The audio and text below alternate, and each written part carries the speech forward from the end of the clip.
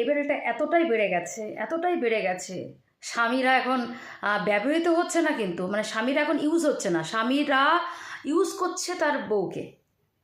তো আমি এর আগেও বলেছিলাম, শুনতে খুব খারাপ লেগেছিল, আর সেই সব স্বামীরা, সেসব দাল্লারা আমাকে ছুটে বলতে এসেছিলো, অনেক কিছু গালাগালি করে গেছে, অনেক কিছু বলে গেছে। তো আজকে আমি বলতে চাই যে সেসব তো লিমিট ক্রস করে গেছে। ইভেন এখন স্বামীরা নিজেরা পারে না বলে কি সুন্দর কুকুর, বিড়াল, গরু, ছাগল যা পাচ্ছে তাকে দিয়ে বউকে লেলিয়ে দিচ্ছে। প্ল্যাটফর্মে তো ছেড়ে দিয়েইছে, যা পাচ্ছে দেখে, মানে কি শরীরের চামড়া এতটা গুটিয়ে গেছে যে সেখান থেকে আর পয়সা কামানো সোশ্যাল মিডিয়া থেকে তারা পারছে না। এখন তারা কি করেছে, মানে একটা ইউনিক কিছু করতে হবে, আর ইউনিক করতে গেলে কি করতে হবে, আমি বইয়ের গায়ের ওপরে ঝাঁপিয়ে পড়লে কিন্তু হবে না।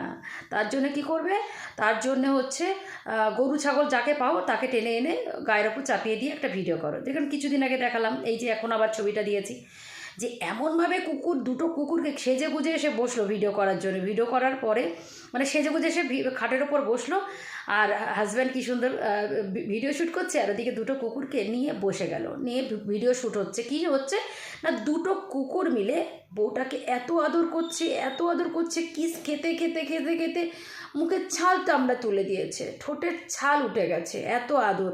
এই আদরও তার স্বামী তাকে কোনোদিন করতে পারেনি। তো এটাই হচ্ছে কথা, যার ক্যামেরাম্যান সব থেকে আশ্চর্য যে দাদা, আর বৌদিকে এইভাবে লেলিয়ে দিয়েছে।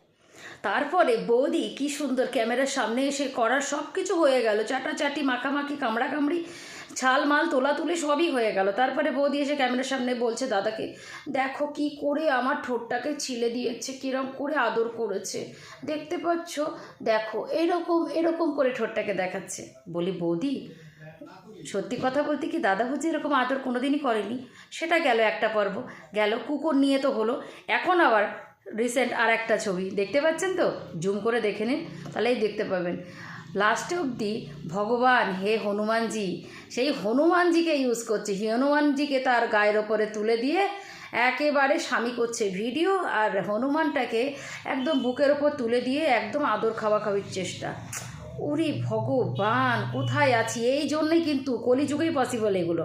আর একটা কথা, সবথেকে বড় কথা না বললেই হয় না, যে এই জন্যেই কিন্তু এখন কুকুরের পেটে মানুষ, মানুষের পেটে কুকুর, গরু, ছাগল, ভেড়া, যার পেটে যেদিক ওদিকে জন্ম নিচ্ছে। কেন বুঝতে পারছেন তো? বুঝতেই পারছেন কেন হচ্ছে।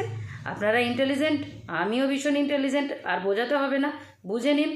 এই জন্যেই হচ্ছে এইসব বৌদিরা আর এইসব দাদারা যেভাবে ভাইরাল হওয়ার নেশায় নিজেদেরকে কুকুর, ছাগল, গরু, বিড়াল যার তার সাথে শুইয়ে দিচ্ছে। তো তার ফলে এরপরে দেখবেন আর মানুষ জন্ম উঠে গেছে, এবার তারপরে সব পশু জন্ম দিচ্ছে।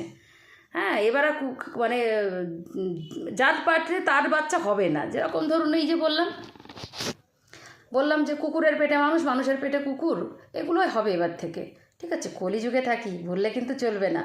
তো আপনারা জানাবেন, আপনাদের কমেন্ট আমার খুব দরকার জানার, কারণ এইসব দালালগুলো আবার স্বামীগুলো আমাকে ছুটে আসে বলতে, কেন আপনি এরকম করে বললেন। তো আপনাদের রায় আমার খুব জানতে ইচ্ছা করছে, আপনারা কি বলতে চাইছেন, যে এইরকম ঘৃণ্য সমাজে আমরা বাস করছি।